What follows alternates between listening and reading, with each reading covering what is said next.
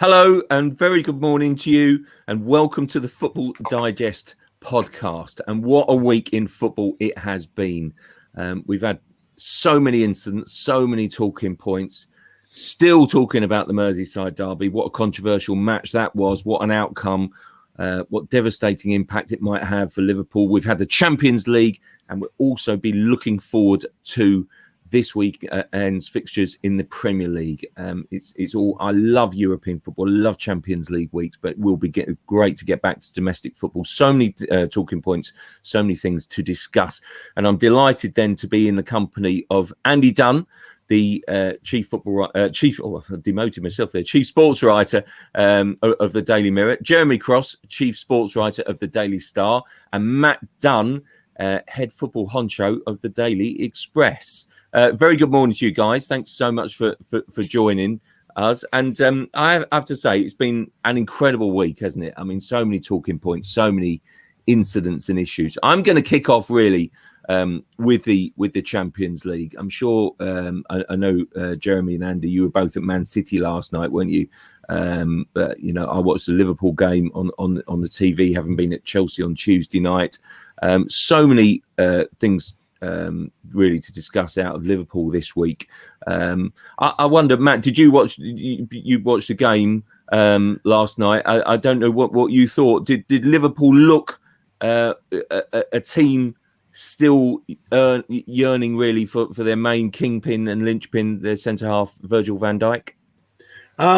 It's difficult to pick on just 90 minutes and say, oh, that's what's missing, that's what they need. They got the job done that they needed to without him. I think it's too early to pick that to measure the impact he's going to have over a season. I mean, they don't always get through the group games as that well, Liverpool, funny enough. But they were on it last night without him, and that was a big sort of galvanizing experience, because it must have been difficult for that squad, to see a popular and influential player effectively have his season potentially ended. Yeah, it's bad news, I think, Andy, isn't it, for the Premier League? This is the point, isn't it, that I think we've arguably got the best defender in world football playing his football in the Premier League. Liverpool have benefited from that, obviously, tremendously in the last couple of seasons. They've improved so much. What do they do now, Andy? Do they have to move on from this? Do they have to try and sort of kind of put that behind them in their minds? Do they potentially go into the market in January? I think potentially they will go into the market in January. I don't see any reason why not. But having said that, as unfortunate as it was, extremely unfortunate, probably not unfortunate actually, it was Jordan Pickford's fault. We all know that. These things do happen, I mean, top teams lose top players. It just happens. They have to go for long periods without top players. Liverpool are not alone in that. Jurgen Klopp isn't particularly looking for any sympathy on that front. He knows that's part of the game, unfortunately. And they will react to it. I agree. Matt used the point there about a word galvanising, and I think it will galvanise Liverpool. And certainly be intriguing to see how, if Fabinho is used there more often than, say, a normal replacement centre-half, it'll be interesting to see what he brings to the game. It would have been fascinating to see how the season had played out with Van Dijk, because I think, teams had had a long time to try and work out a way to get past Van Dijk, and there were signs actually in the early game to maybe one or two had found that way. So that would have been intriguing to see how Van Dijk would have adapted his game. But it's not to be. And don't forget, Liverpool's best form of defence, as fantastic as Van Dijk has been, as fantastic as that back line had been the previous season and in the season before that, their best form of defence is basically comes right from the top, from the way they attack, from that front three. They defend from the very top and they defend all the way through the team. So while Van Dijk is clearly an absolutely crucial loss, they've got enough to atone for that. And it just now adds another fascinating strand to the narrative, doesn't it, on if they can cope with that. And I'm sure they can cope with it. Will he go into the market? I think he will. Do they have enough to cope without Van Dijk? I think they do. Jeremy, what do you think now about Jordan Pickford? I mean, he's England's number one. We mustn't overlook this. They've got a treble header coming up next month. It's a huge spotlight on him already, to be honest. And now on the back of this, I mean, blimey, it really feels as if the weight of the world is on his shoulders, isn't it? Yeah, look, the pressure was already on Pickford. The spotlight was on him. It's been on him for months, actually. His form's been very erratic. His behaviour in the penalty box has been erratic. This is the last thing he needed, basically, but he's brought it all on himself, and I've got no sympathy for him, really. I think, yeah, look, it's a tough one for Ancelotti and Southgate, really, because he's very unreliable at the minute. He reminds me of Joe Hart towards the end of his England career when he used to come out for games so pumped up and very sort of wired up and he would overreact to simple things and try and do something, maybe he's trying a bit too hard to impress. I don't know, but yeah, look, Southgate's got a big call to make because he's not got many squads left before he names his final one for the Euros next summer. And it's a tough call. I mean, does he give Pope a go? Does he give Henderson a go? They're both waiting in the wings. The issue is obviously Henderson's not playing for Man United and Pope's, not pulling up any trees at Burnley. So it's a pickle for Southgate. And look, it's a real test of Pickford's mental strength now because there were stories earlier in the week about, the police are looking into death threats on social media. He obviously plays for Liverpool's main neighbours and rivals, Everton. So it's going to be a grim few weeks for him, really. He needs to get his head down and produce some good performances. I was just going to put you up on one thing there, Jeremy, that you mentioned that he's only got himself to blame. Now, there's been a lot of talk, isn't there, whether that was an intentional challenge. I can't believe that for a moment. Some of the pundits were sort of saying he's out of control, and I guess that's the line, isn't it? Whether it's accidental or just being out of control. I mean, it was a reckless challenge rather than anything else, wasn't it? Yeah, look, I have a slight sympathy in that, look, we've all seen keepers down the decades when they're coming out, they try and make themselves big, they spread their legs and their arms. Schmeichel was a master at that for 10 years at United. And he was trying to basically make himself as big as possible to block any chip shot coming in from Van Dijk. But his leading foot was so high, it actually, clattered into Van Dijk's knee. And that's where the issue comes. It was once you make contact at that knee level, it's a red card for me. I mean, the scenario that followed, I think, was just embarrassing for VAR, for those who work VAR, for the referee on the pitch at the time. It's just a mess. Mm-hmm. Yeah, Matt, you're a big one on VAR refereeing decisions. What should and what shouldn't happen? Talk us through it. I mean, in between the rules, the red tape, and the regulations, that they've made an absolute pickle of it, haven't they? I'm loving all the pickle that's around today. There's been a lot of that already. Golden pickle. Pickleford, Jordan Pickleford. The VAR thing. People are forgetting to referee. Really established officials that have been doing this for years are so fixated with going through the process of VAR, they're forgetting to manage the game. And when something like that goes on, albeit after an offside decision, whether it was or not, you still got to deal with that situation. That was violent conduct. There was no question about it. If it goes on while the ball's in play after the game, it needs to be dealt with. And referees are just forgetting that they're so worried about when they're allowed to whistle, when to keep the game going for a bit. Am I hearing something in my ear that perhaps we need to have a look at that again? I don't know. They're just not dealing with what's in front of them, and that's what the top referees used to be really good at, the managing of situations, and that's going from the game now, and these sorts of mistakes are a result of it. I think the whole VAR thing is increasingly a mess, and I think we need to all sit down, once this season's over, and think, do we actually want technology, and ask some quite serious questions now. John, can I just interrupt? Yeah. Just going back to Pickford, what's been totally overlooked from that Derby game, which was actually a fantastic game of football, is the fact that Pickford actually let Henderson's goal, which we've got subsequently ruled out for offside, he should have saved that goal. It went straight through him, basically, and that's been overlooked, really, in like what happened with him and Van Dijk. Yeah, I do actually think that's a great point.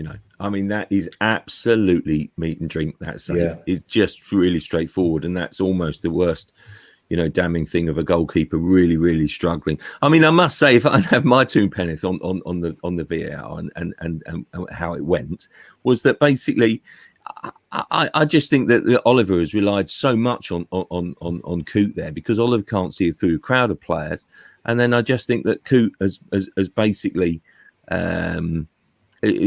checked for a penalty decision rather than the red card, and almost left the red card to Oliver. Oliver has left it to his man, and they've missed it along the way. But to suggest, as has been done, that Coote wouldn't know that he could still give a red card after an offside decision, for me, is just utter fantasy. I mean, these guys are at the top of their profession, whether you like that or not, whether you think the standards are dropping, it's just nonsense in my view. Andy, where are we with refereeing standards? Do you think? I tend to think this group is the worst I can remember overall for some years. I would disagree. I don't think. I mean, we always say it's not particularly great. Listen, we're never going to say we've got a great bunch of referees, and the fact of the matter is I couldn't disagree basically with you.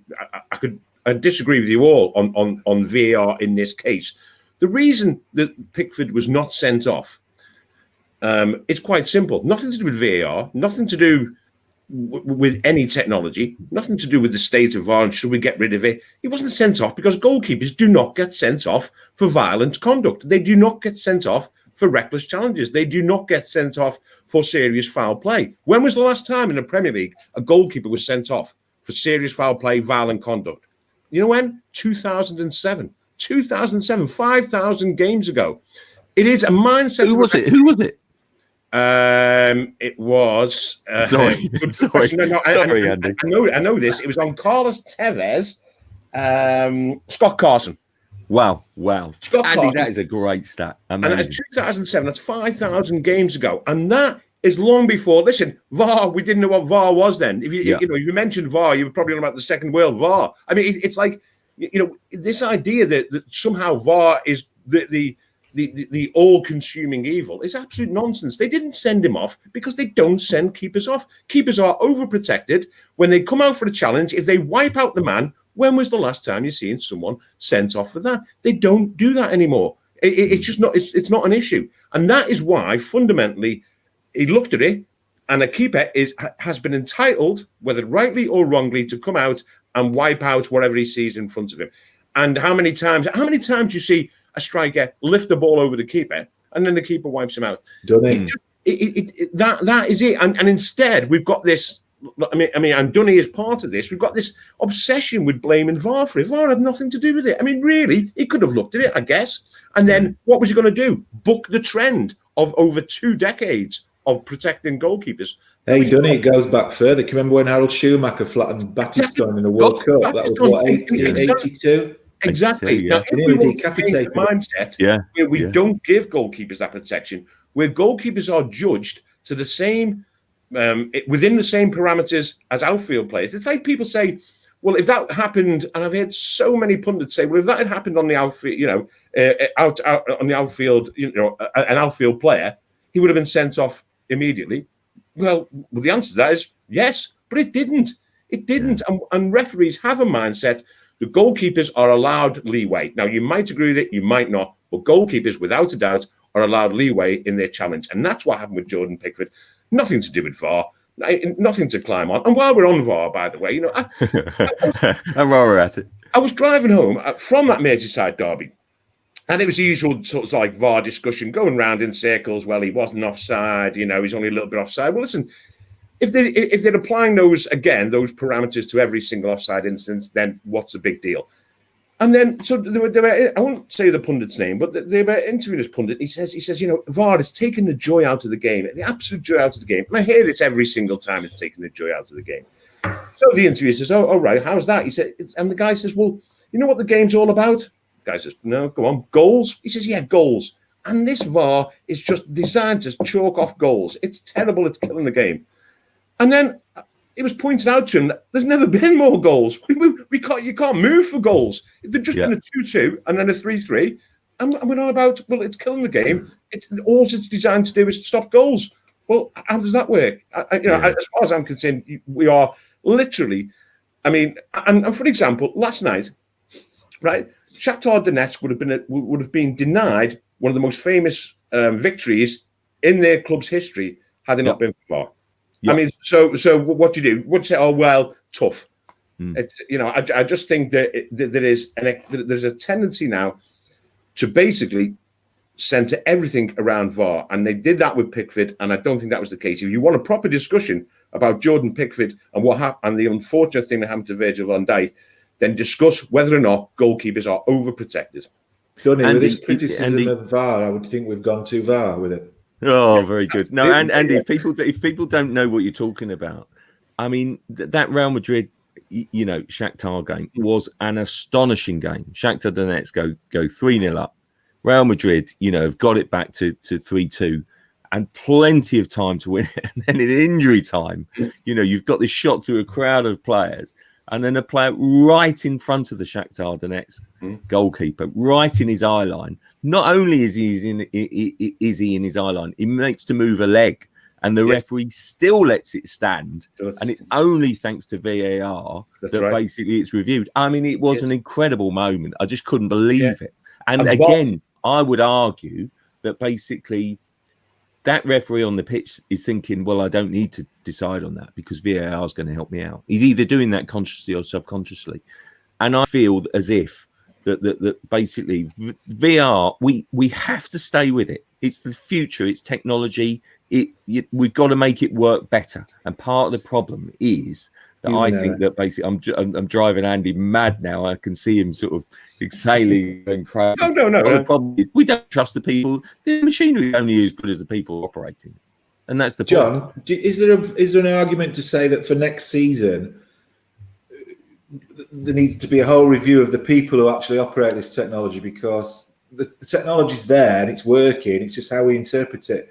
Is there not an argument to say we should have some ex-players on that panel? Well, I don't think we should have ex-players, frankly. I think we should have ex-referees. I mean, we haven't replaced a generation of referees who are characters and who are strong. And I mean, like, Webb, Halsey, Clattenburg. But I mean, it's reached such farcical standards. I remember doing a little story about this, and I think it was Lee Probert, when he basically had a fitness issue, couldn't pass the fitness test, but was a clear, very recently active referee. So he thought, right, I'll try and become a VAR. He was told he couldn't become a VAR because basically he wasn't fit enough to be a referee. He sat behind a screen. I mean, it's the most ridiculous story you've ever heard. But I mean, that's how it was. And it's just they have tied themselves up in knots. And equally, guys, we are tying ourselves up in a little bit of knots about VAR and the Merseyside derby here. So I just want to cross to you, Jeremy. You were at the Etihad last night, weren't you? Yeah. For City, how did they look? What was that game like? Are City the Champions League contenders that they're made out to be by the bookies? I felt a bit underwhelmed. I don't know if Dunny agrees with me, but it was a run-of-the-mill win. For Porto was stubborn. They had men behind the ball. They played 5 at the back. It was a typical night where City had most of the ball, were challenged to break down their opponents. They did well, actually, because Porto took the lead early on with a great individual goal following a defensive mistake by City. I'm still not convinced by City. I've got to say, I want to see more of their new signings. I want to see what defence takes shape under Guardiola this season. I know chop and change things, but Aguero's back fit now. He scored a penalty last night, so that's a major boost for City. But the win, while it was convincing in the end, the last 20 minutes, they scored another goal. They just look like a team that's still finding their feet this season. And it came at a cost, that win last night, because Fernandinho, who'd been ranting and raving right in front of me and Dunny, actually, for the whole game. I'm not kidding. I thought he was going to pull a muscle in his throat at one point. Then when he did eventually get on, having had a row with their manager before he actually got on the pitch, he then managed to get himself injured. And Guardiola said afterwards that it looks like he's done his thigh muscle, so it could be 4 to 6 weeks. So that's a bad news. And Gundogan was quite sort of outspoken afterwards in terms of him saying that he thinks City are going to have a lot of problems in the coming months due to the fact that everyone's fitness levels are at different stages. De Bruyne's out at the minute, although he's due back in training today, and Laporte's been missing. So it's hard to judge them at the minute because they've got a lot of things going on in the squad, like a lot of clubs have, I suppose. Yeah. And Andy, what do you make of City right now? They spent so much money on a new central defender, Diaz, didn't they? Yes. Is he the real deal? I don't know, John. It's funny because Diaz actually gave the ball away for the goal last night, and you know what? I came away. And it's funny because you're used to City winning, you're used to them scoring goals. And I just came away with one thing in my mind. And maybe this is unfair, probably is unfair. But I came away thinking that goal they conceded sums up. It was a snapshot of why they haven't won the Champions League under Pep Guardiola and why they probably won't win the Champions League under Pep Guardiola. You just cannot concede goals like that. No matter what defensive combinations they come up with, they look capable of conceding a goal like that. Ruben Diaz looks as though he's the type of defender that that many people have been saying City have been crying out for. Quite uncompromising, a physical presence, no nonsense, you might suggest. However, Pep's now going to have him playing out from the back like last night. And when he tries to get him to play like Beckenbauer, that may be the way, that may be the pitfalls. He's trying to get everyone to play like that, and maybe they can't. And whatever combination, the combination last night was Cancelo on the left, Walker on the right, who had a good game, I thought, Walker, who's been playing well at the moment. Cancelo, Walker, two fullbacks, and Garcia and Diaz. And they just didn't look comfortable. Bear in mind, once Diaz had given the ball away, the other Diaz who scored had a lot to do. But he just breezed past Cancelo, as though he wasn't there. Garcia and Cancelo, I think it was, he breezed past. And it's just, they are the type of goals that City concede. And until he sorts that out, then their Champions League challenge is always going to be compromised. It's as simple as that. Now, that seems a bit harsh because they came back and won the game 3-1.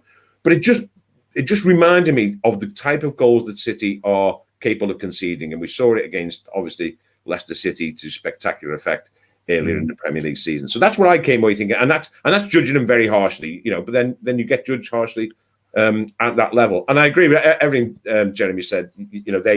They do look at varying degrees of fitness. They are missing players. They're now missing, De Bruyne, Laporte, Mendy, and obviously now Fernandinho. So I think the one thing I would say is that Guardiola did say it's nice to win when you're struggling. And I guess they may not have done that in the past, so that's a positive. But I just still think, there's just still this nagging worry about a defence that will shoot itself in the foot sooner rather than later.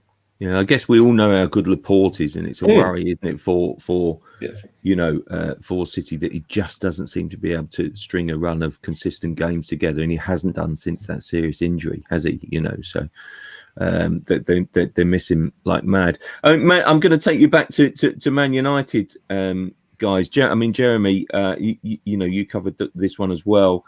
It's what is it about Paris and Man United and Marcus Rashford? It was an astonishing game and performance and result, because whatever you make of PSG, that's a huge statement, I think, of intent for Man United, isn't it? Yeah, listen, they're such a frustrating team.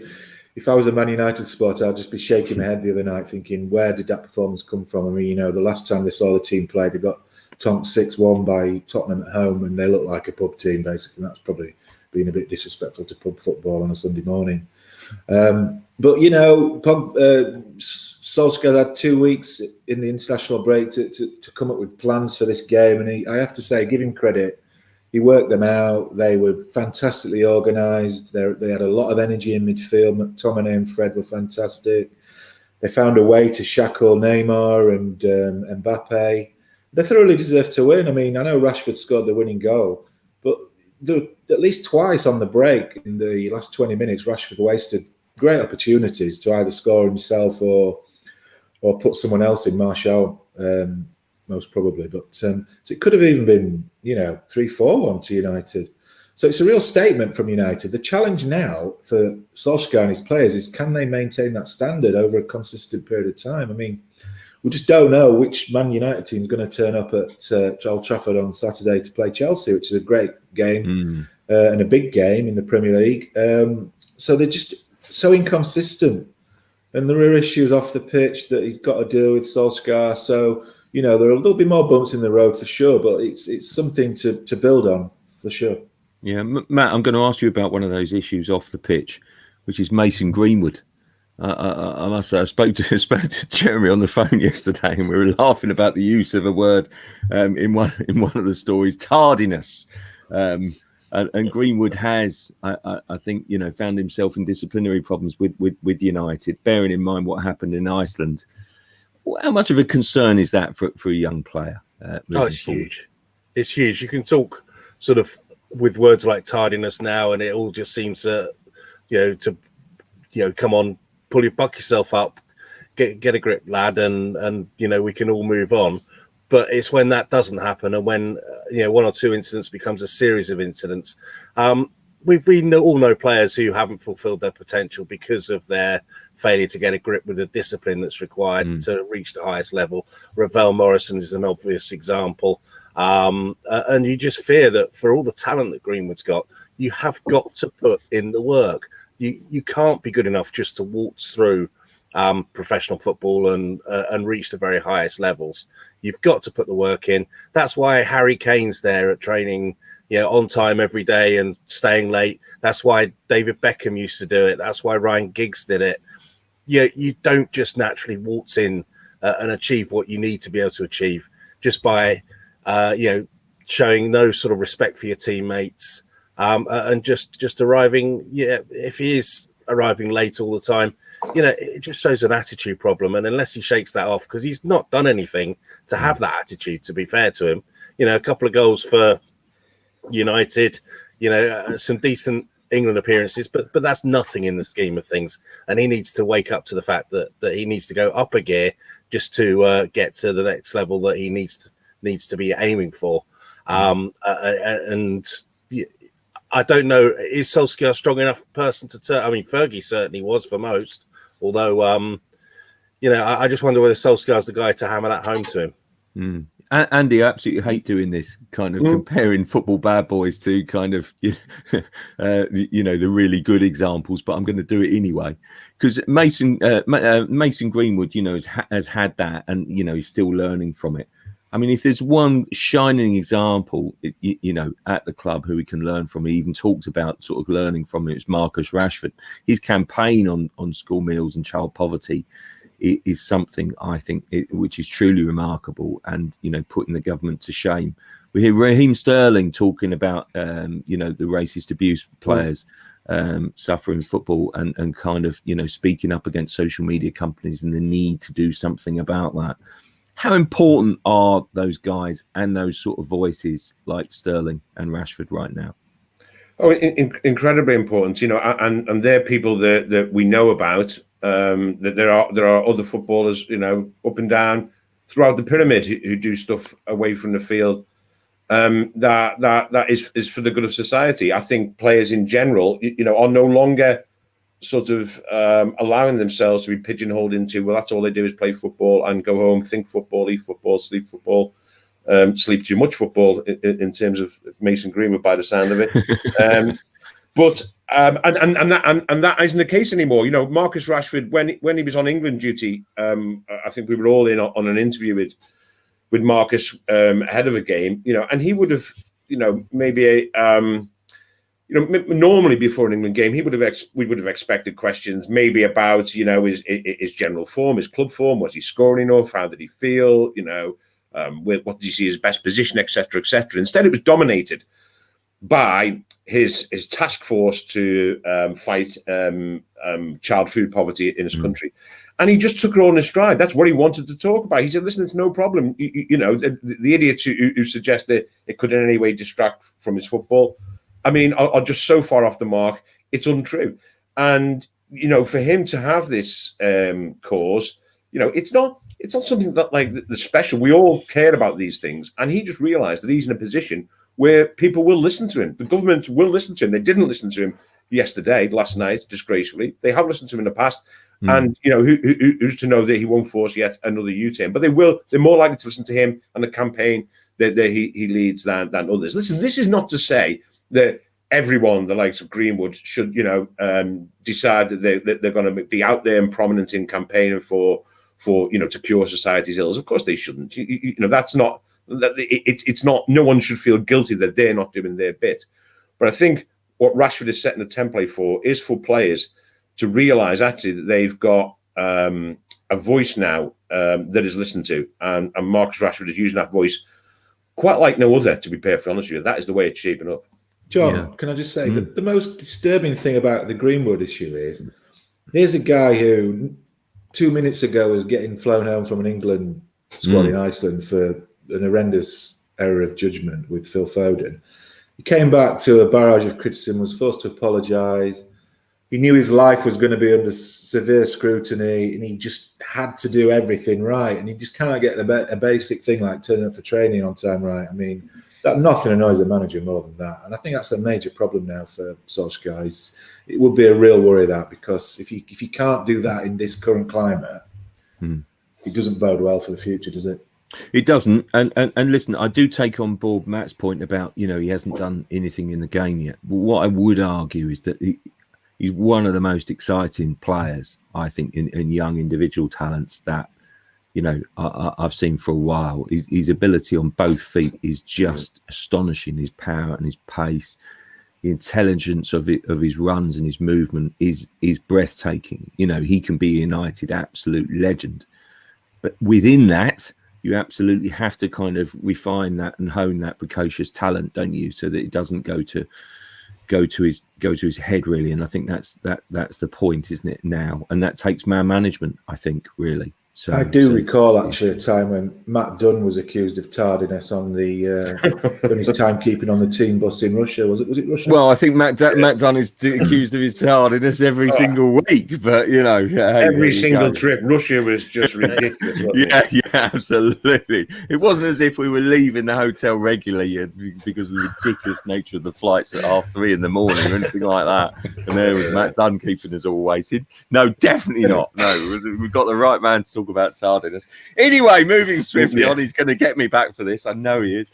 But basically, I'm going to take us back to when me and Matt Dunn sat seamlessly next to each other, obviously socially distanced, at Stamford Bridge the other night. One of my most favourite and wacky stories of the week is Petr Cech coming out of retirement at 38. And I have to say that knowing Petr Cech and the standards that he keeps and the training that he does, I bet he's still the best goalkeeper at the club, bar none. I mean, Matt, he's not even the oldest, is he? No, he's remarkable. Willie Caballero's older, isn't he? And then basically, I mean, it is remarkable, isn't it? What a great story that is, really. I mean, do you see the logic in it? Do you see the sense in it? He's probably not going to play, but the kind of the mirror image of him joining from Rennes as Mendy has done. Maybe it might help them solve the crisis. What do you think? Well, I think he's taken on board Andy's point about the protection goalkeepers get, and I think he's going to arrive with his hockey gear on, his ice hockey gear on, and his big stick, and attack anyone who comes into his box. I mean, basically, this is the last time he kept goal was for Guildford on an ice rink. It is a bizarre decision, and what made it more bizarre is you can kind of understand the thinking. COVID could wipe out a goalkeeper training session, a goalkeeper bubble, and then what do you do?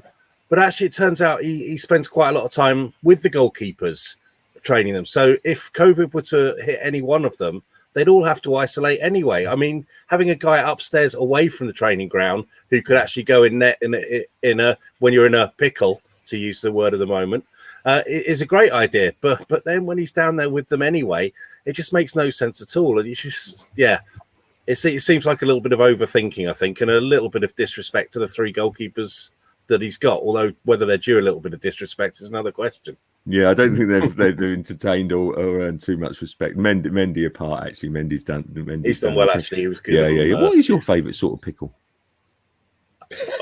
Are we? Can we sort Anything out that goes with cheese. What's your favourite sort of cheese? Hey, listen, I thought it was really I feel a interesting. sponsorship opportunity. I'm fully, as people will know, I'm fully signed up to the Frank Lampard fan club. Big admirer of Frank Lampard and the job that he's done at Chelsea, and Andy has got the similar views about a player that we'll come on to very shortly. But Frank Lampard raising a very good point this week about the kind of the crazy madcap results and why we'll keep on having them. Obviously, went on then to have a goalless draw and teed that one up, didn't we? Really, basically for him, but. He was making the point about the kind of disrupted pre-season, not had much time to work with the players, fatigue, fitness levels. What do we think, guys? Open to the floor, really. Are all those valid arguments? And basically, should we stop blooming moaning and just enjoy it? Yeah, absolutely, we should enjoy it. You know what, John? I think there's like with anything, there's obviously a whole range of factors. But you know what? It was interesting. At the Merseyside derby, I spoke to an ex-pro who was summarising for Radio Merseyside, and I was asking him about this. And this isn't the first time I'd heard this theory: is that certain strikers and certain players are thriving behind closed doors because they're not getting any stick, because they are not they're not feeling the pressure from the crowd. So he gave the example of the guy who just equalised for Everton, Dominic Calvert-Lewin, who's made a sensational start to this Premier League season. No one would deny he is a fantastic player. However, this guy said to me, you know what? I think that if Calvert-Lewin there is playing in front of a very demanding crowd, and Everton and Goodison Park, as we all know, they're a demanding bunch there, they can be. And if he misses one or two good chances, and the crowd gets on his back, and his confidence goes, and he's not the type of guy, maybe, listen, this might be a bit harsh, but then maybe he would take this, he would feel the pressure of the crowd getting on his back, having missed one or two chances. There's no such thing now. Miss a chance, move on. There's no one from the crowd shouting, you're the donkey, and no one's shouting to Carlo Ancelotti to get this guy off the pitch and substitute him. There's none of that external pressure on certain players now. And I think players responded to that. And it's a very, very interesting point. Does Dominic Calvert-Lewin, for example, and I'm only using him as an example, does he score the goals that he's scoring now in front of a demanding crowd? Who knows? But it is just one of those imponderables, I think, that's a fascinating ingredient as to why we're seeing all his goals. Yeah. Jeremy, do you think that the crowd issue is a factor in that? Because you could argue that the smaller teams refuse to give up in places that they might normally, buckle and kind of, I think maybe an example is Chelsea 3, Southampton 3. Southampton keep going right throughout the game, come back, and then snatch an equaliser. Well, on another occasion, with the hostile home crowd cheering for Chelsea, did Chelsea go and win it 4-2, 5-2? Is that the factor? Yeah, I totally agree. I mean, look, there are certain grounds where if a team goes 2-0 down, they're buried because the crowd are making a racket and there's no way back for them. They go into the shells and they just try and limit the damage. And that probably would have been the case with Southampton and Tottenham. We saw Leeds on the opening day of the season push Liverpool to the limit in a great game at Anfield, which was, if there's one stadium that gives their home team a huge advantage, it's Anfield. We've all been there on those crazy nights. You think back to that game when they came back against Barcelona 4-0 to get through to the Champions League final. Would they have been able to do that without a crowd there? No, I don't think they would. No. So, yeah, what's odd about it is we talk about the amount of goals that are going in and the state of the defending in the Premier League at the minute. In theory, you should be able to think that defenders should be able to communicate far better because there's no noise to distract them, and they should be able to help each other with instructions. But that doesn't seem to be the case because goals are flying in left, right, and centre. And I'm all for it. I've got to say, we all want crowds back. Of course we do. It's not the same, nowhere near the same. But I'd much rather see a 4-3 thriller than a 1-0. Edged out by a team in the last 10 minutes with some great defending. I mean, I think some of the games and results have been incredibly entertaining.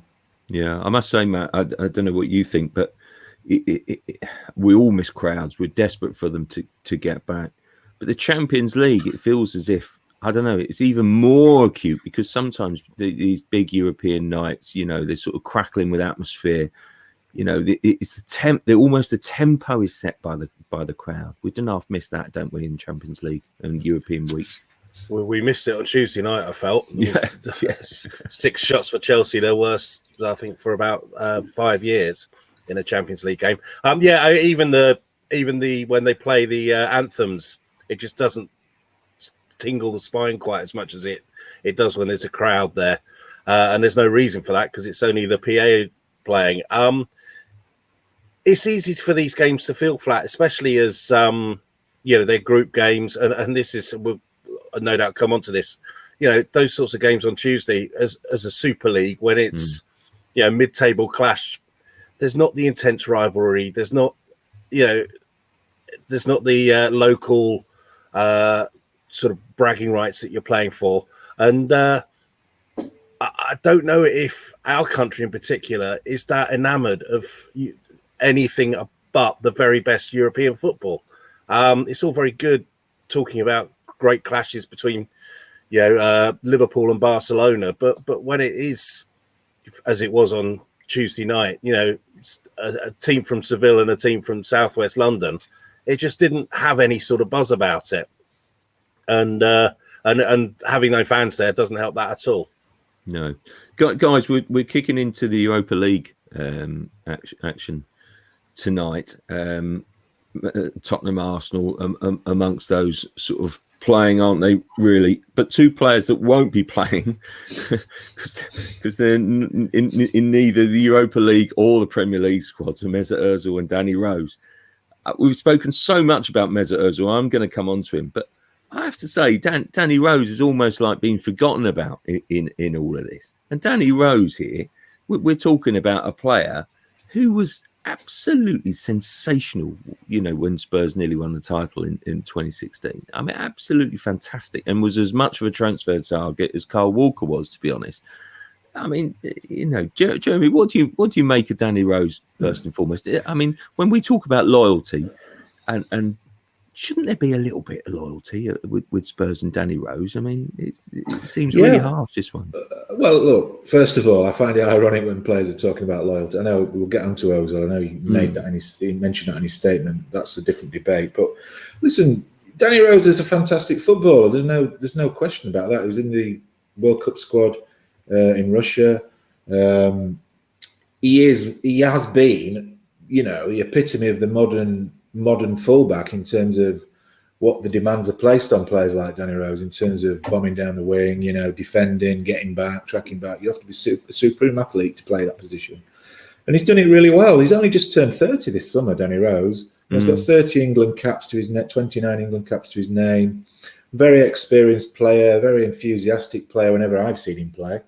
So it's a sad situation, really, because he's now basically sitting on his backside until January, until he can get a move.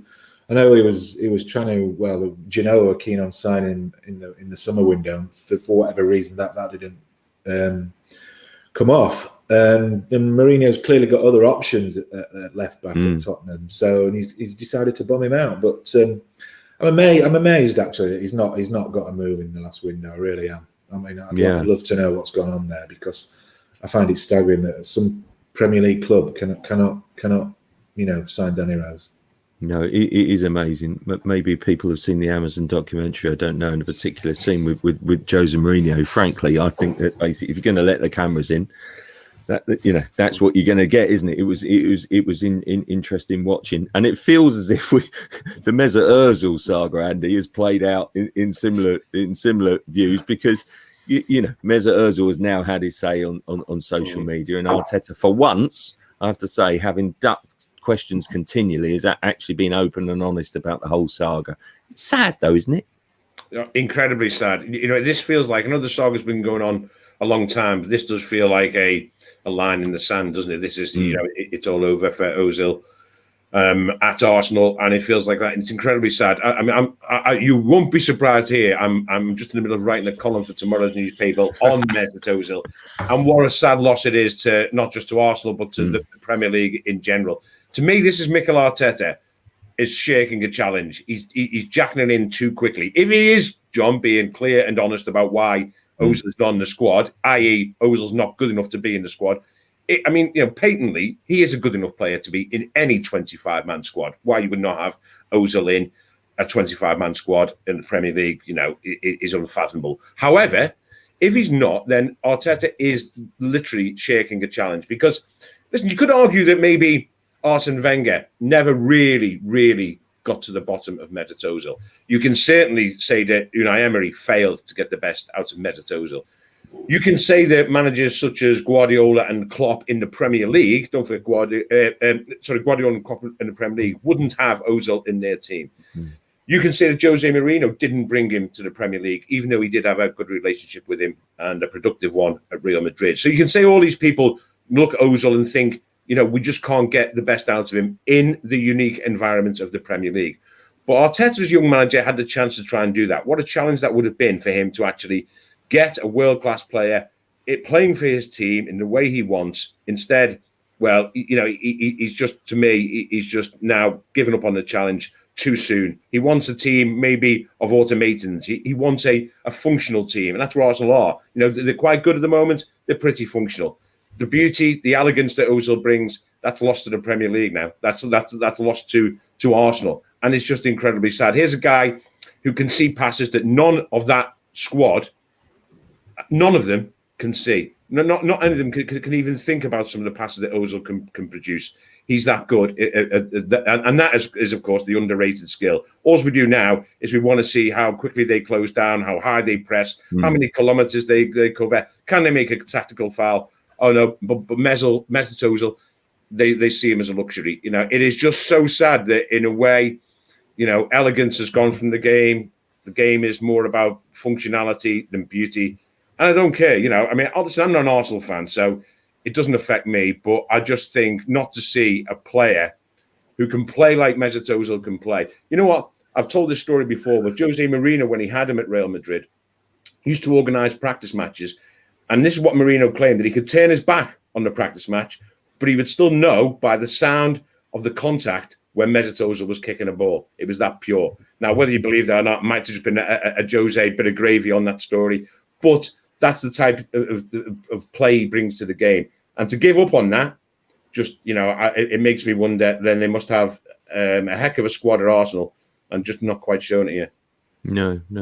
Matt, where do you think finance comes into this? And please don't get me wrong here. I'm not just talking about the fact that he earns £350,000 a week. It's more to do with the fact that, we're making a judgment, aren't we, on the earnings? Him not taking the pay cut. It's, where is the line here? Has it been done purely, from Arteta's point of view, from a football decision, do you think, or does the finance play a part? And I should add here that this is the man who went into battle on an Arsenal press conference and asked Arteta about 15 questions in a row about Mesut Ozil, refused to give up the gauntlet. And frankly, it annoys me at times when basically, the people go on about kind of short, sharp answers. I got into a Twitter debate yesterday about kind of, managers being too blunt and, what people see as rude. I'd rather have that than people just dodging questions and paying lip service. So I applaud your endeavour, Matt, on that. But where is the line on Ozil? Well, I think that's what Arteta's just drawn this week, isn't it? It's to stop people like me asking about it for the rest of the season. Ozil attracts the attention because of the money he's on. All the time he was just a sort of a luxury item as part of the squad. He was, a topic of debate, whatever. But he's a massive weekly investment in a club that are getting rid of staff, that background. That is the sort of behind the scenes rancor that's going on at the club. And Mesut Ozil has become the figurehead of all of that. And by being paid that amount of money not to do his job, it's just something that Arteta was bound to get asked by somebody every week, because he is that talent that Andy talks about, or he can be. So what he's done is he said, presumably with the blessing of the board, he said, look, we're just going to have to hang him out to dry, because I can't be dealing with this every week. The players can't be dealing with that, because it knocks their confidence all the time. Everyone's saying, oh, let's just bring Mesut Ozil in. He'll sort it all out. He's going to move on a different way. Ozil played every game before lockdown, and all Arsenal could do was draw. Since then, their performances have picked up. Their results have picked up. They've won trophies. And people, and like you say, non-Arsenal fans want Ozil back. And I agree, it's great to look at when he picks a particular pass, but he's got to get on the ball to do that, and he does nothing to help himself do that. And if, Arteta's sort of humbly said it was his failing, well, if 350 grand a week can't motivate him, how can a manager motivate him? Ozil, for whatever reason, he has the ability. He's not slow. He's not unfit. He could, with the right work ethic, fit it, the work ethic that Arteta demands from all his players, the ones that aren't paid as much as him, right the way down to the academy. He expects a work ethic, and if he feels he can't get that from Mesut Ozil, he doesn't want to have to be dealing with the likes of me or anybody else asking about Mesut Ozil all the time. He just wants to get on with the job of turning Arsenal into contenders again. And for the short period that Ozil is going to be still at the club, he's not going to make a difference to that. So get rid of him. I think that it's exactly the right thing to do. Mark, can I just say, it's not his fault, though, is it, that he's earning 350 grand a week? No, but I think what I find difficult is people can't understand why that can't motivate him to literally go the extra kilometre, as we've said on all these stats. Pride, you would think, would say, I'm going to fight my way into that team. I've not seen any fight from Ozil. When he played under Arteta, he knocked a few fancy passes around, but I didn't see him take a game by the scruff of the neck and win it for Arsenal. Where's that? If he was worth that amount of money, and it was a huge misstep to give him that contract, obviously.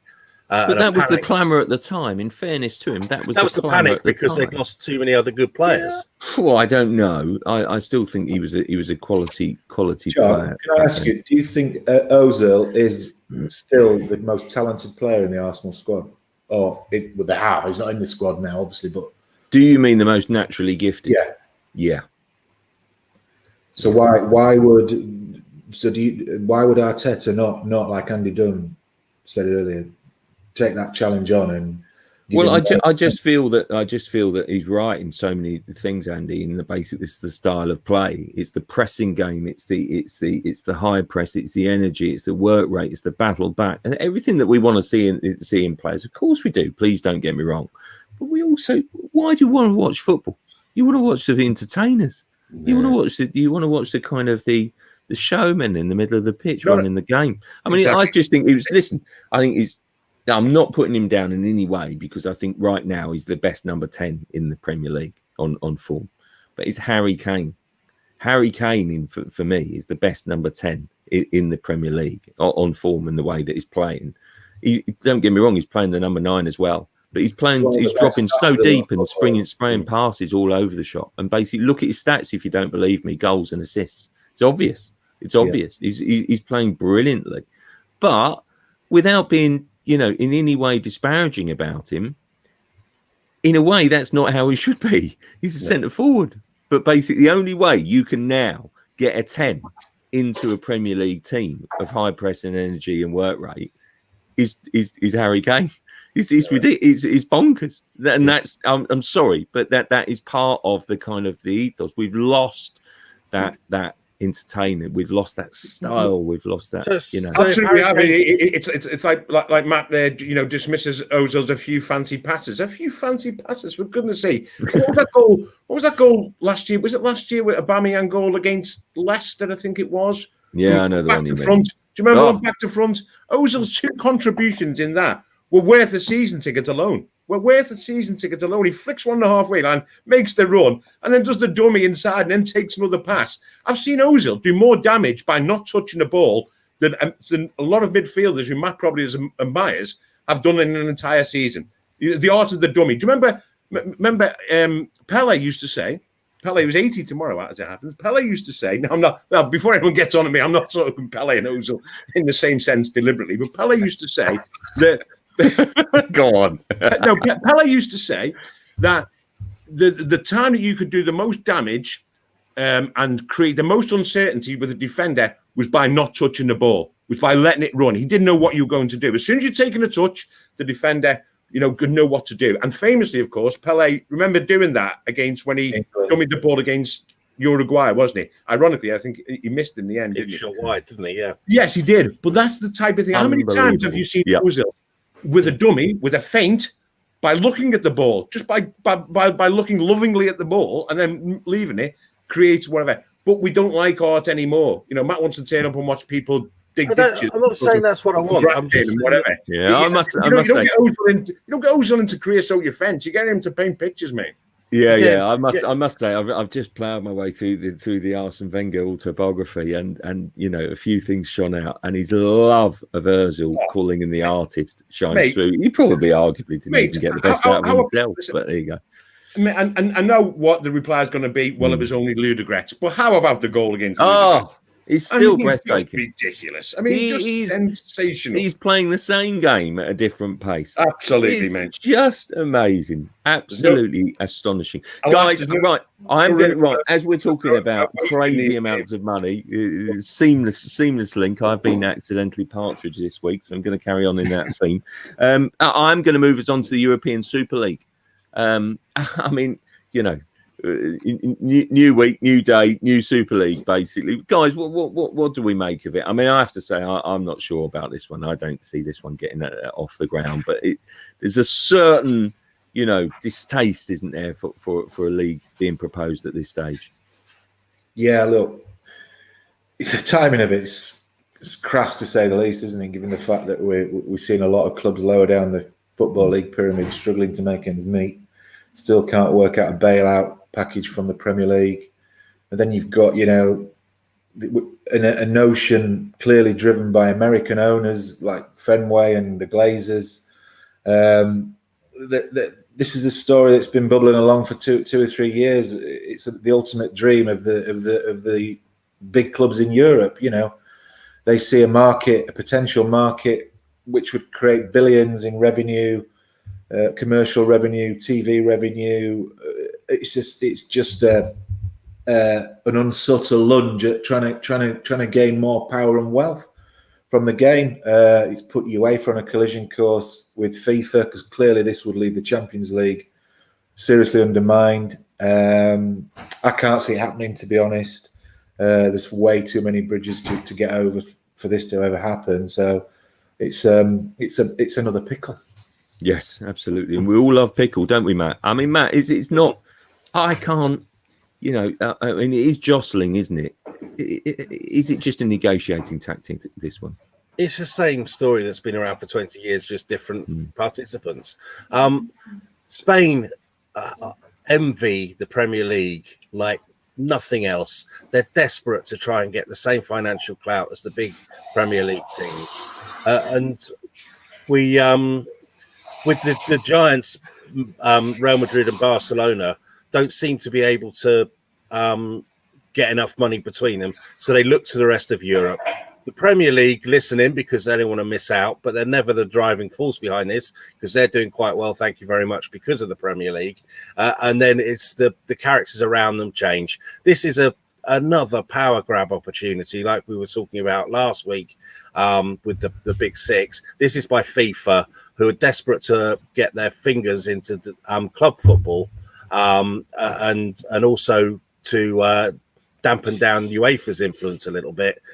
There'll be a row. There's a lot of money behind this, apparently. So that's, a big arguing chip. But all it'll do is eventually FIFA and UEFA will come to some sort of compromise on how European football should look. And that'll probably be reflected in perhaps some changes to the formats for European football, which were planned anyway in 3 years' time.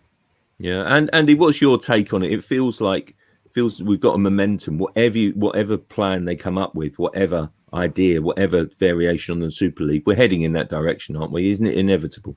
Yeah, well, it's inevitable. I think that you know, and as Matt says, that there are changes afoot, and they can't come quickly enough. The Champions League needs having another look at. The Champions League, to me, needs streamlining. We mentioned earlier on in the show about how these qualification groups, you know, just lack a bit of sparkle now, lack a bit of predictability. You know, you turn around, you look at the 8 groups, and you'd be pretty unlucky if you didn't actually name all 16 teams that will be in the knockout stages early next year. So it does need looking at by UEFA. The one thing I think that, I mean, a lot's been said on this, and I agree with everything. You know, it's unfortunate that Liverpool and Man United are once again sort of linked with this sort of stuff. Just unfortunate timing. You know, this is a time when the communities they represent are going into lockdown and are wondering, you know, whether they can put bread on the table, whether their jobs are safe and whatever. And they look at their football clubs and they just seem to be concerned with making more dollars for their American owners, and that's just unfortunate timing.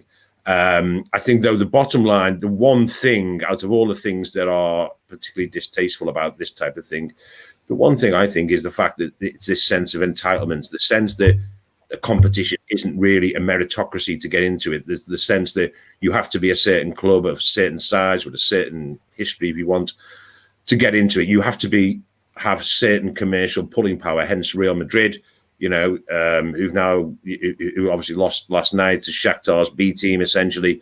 They would be in it anyway. It wouldn't matter about their results. You know, Bayern Munich will be in it anyway. AC Milan, again, whose European form over the last few seasons hasn't been much to write home about. They would automatically be in it. I think that's the fundamental thing that you have to really bridle at is the fact, this idea that clubs are just automatically in some sort of Premier League, some sort of Super League, simply because of who they are and simply because they've got a good recent history, simply because they sell a lot of shirts around the world. That can't be right. It has to be a competition that people can aspire to be in, that Leicester City can aspire to win the Premier League and get into a European Champions League.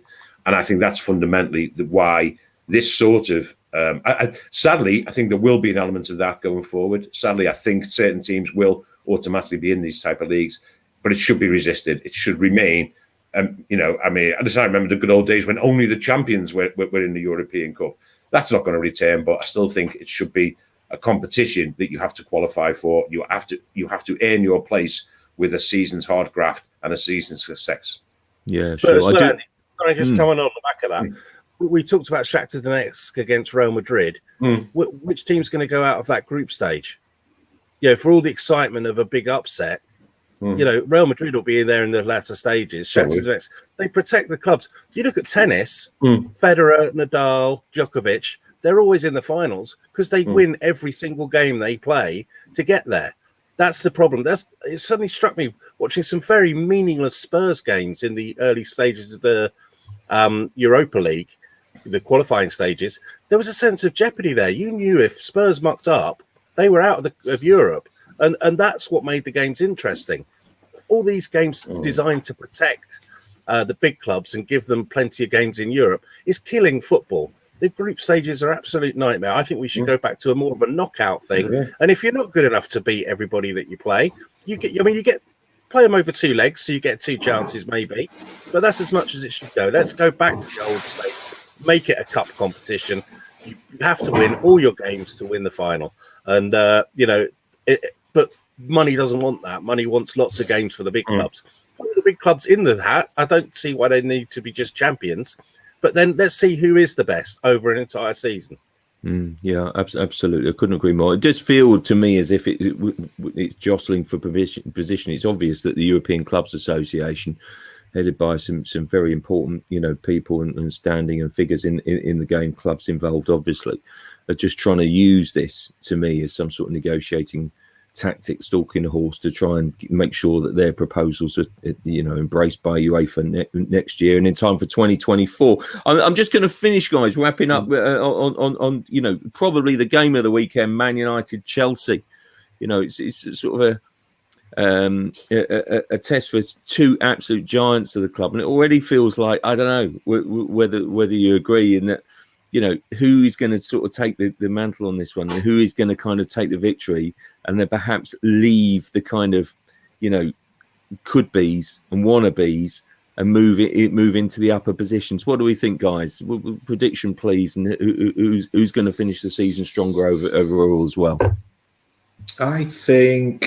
Well, look, this used to be the game of the season, didn't it? Not too long ago. This was the battle that we all wanted to see. It decided the title. It's no longer the case, and it's look, neither of these teams are going to win the title this season, I don't think. United obviously go into it full of confidence after their magic in Paris. Chelsea, I know Lampard said he was pleased with that point against Sevilla in the week, and they got a clean sheet, which is a rarity for Chelsea these days. So fancy United, actually. They owe themselves a performance at home, don't they, after losing to Tottenham so humiliatingly. They've got players on form at the minute, so it'd be edgy, won't it? I think I'd say United probably might do it 2-1. Andy, what do you think? I mean, this really is a cop-out to a certain extent. I think it'll be a high-scoring draw. I really do. I think it's a huge game for both teams, but a huge game for Solskjaer. I mean, the bottom line is they've had, a couple of very, very sobering results at home. I was there for the opening game of the season when Palace turned them over at Old Trafford. Obviously, Spurs battered them at Old Trafford. They really could do with a convincing home win. Having said that, I just get the feeling that, having seen Werner on form for Chelsea in the Southampton game, I just can't see Chelsea not scoring. So I can't see Chelsea not scoring, but I can't see Chelsea not conceding either. I really can't. I know they kept a clean sheet against Sevilla, but United would be a different proposition. I just think, it is just so hard to call. I would not be surprised with another 2-2, another 3-3, another 4-4. I really wouldn't. Yeah, Matt, how do you see it? Well, I think it was a significant moment for Chelsea this week when for about 20 minutes they had close to £250 million worth of summer signings on the pitch at the same time. That changes the bar for Frank Lampard. He can't be a plucky loser anymore or an honourable contender. He's got to actually start delivering results against the biggest teams like Manchester United. Unfortunately, I don't think it's going to be this weekend. I think United are going to do it because of all the reasons you said, Eric. And on the back of correctly predicting the score of the Merseyside derby, which I'm a bit disappointed you haven't mentioned that I did last week, I'm going to go for a 3-1 United win. Wow. Yeah. Blimey. You get your first ever prediction right last weekend. I'm going to milk it while I can. Yeah, absolutely. And so you should. Right. Hey, and just one final thing. Matt's luxuriating in his 2-2 prediction, how he got it right. He's the guy who doesn't agree with VAR. If it wasn't for VAR, mate, it would have been 3-2 Liverpool. Well, you can hand it yourself, mate. It's okay now, isn't it? You got your prediction right. Yeah, well, there you go. Guys, thanks very much indeed. We're actually going to leave it there, most pressingly of all, because Matt's disappearing off to the shop to go and buy himself some pickle for his lunch. I was going to say, John, on that point, do you want Andy and I to change our name to Blackwell for next week? Well, there you go. Yeah, I'm open to it. Other pickles are available. I'd just like to point out. No one's going to get the Cross and Blackwell reference, done it. Old school. Old school, mate. Okay. Yeah, very good, very good. There you go. Right, okay. Right, guys, thanks so much for joining me, and also thanks to everyone for tuning in and into the Football Digest podcast, which, as the name would suggest, is also available as a podcast. Would you believe? Had a lot of fun. There's been so many talking points to get through. Thanks so much for joining it. I had a really interesting week and hope for a really interesting weekend and everything that brings. So please join us again next week.